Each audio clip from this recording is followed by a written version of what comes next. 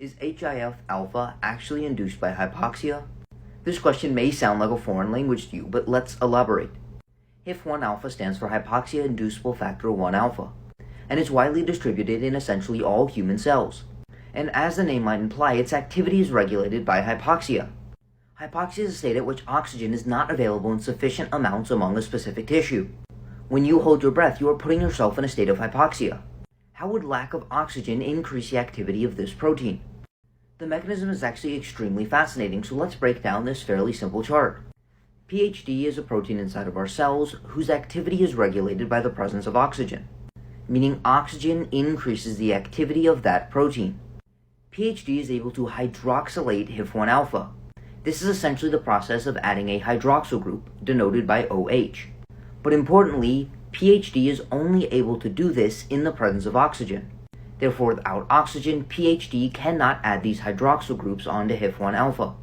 After HIF-1-alpha is hydroxylated, this allows for another protein inside of our cell, shortened to VHL, to add a ubiquitin protein onto HIF-1-alpha. Ubiquitination is a complex process, but all you really need to understand is that once a ubiquitin molecule is added onto a protein inside of our cell, that protein is subsequently destroyed and broken down into its individual components to be reused inside of our cell. Essentially, HIF-1-alpha is continuously being synthesized, but is rapidly being degraded at the same rate. However, during hypoxia, because PhD cannot function, HIF-1-alpha remains inside of our cell. HIF-1-alpha actually has the capacity to bind to our DNA and change the transcription of specific genes. In doing so, HIF-1-alpha can do two very important things. It can increase what's called angiogenesis, which is the development of new blood vessels and is extremely important for the adaptation to exercise, because the more blood vessels moving into and out of a muscle, the more nutrients and oxygen we can deliver, and the better our muscular performance will be.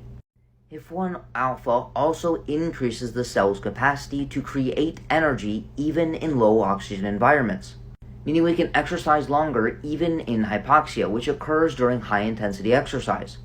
When this protein is increased in activity in response to exercise, it appears to be a positive thing for regulating endurance training adaptations. However, there are other scenarios in which this protein can be increased that are actually considered pathological. Intermittent hypoxia, also known as sleep apnea, is a process in which you transiently stop breathing throughout the night.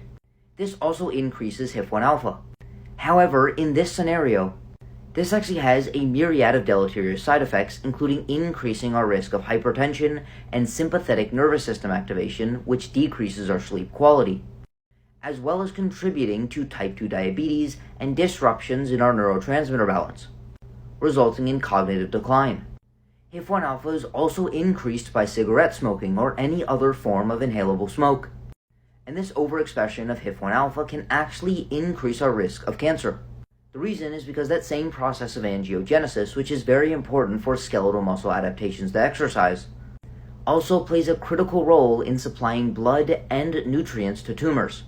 Therefore, this HIF-1-alpha induced by smoking can actually increase our risk of certain types of cancer. I understand this video is slightly complex, but I hope you enjoyed. With that being said, if you would like an individualized approach to nutrition and lifestyle to optimize your health, energy, and body composition, send me a DM to sign up for coaching.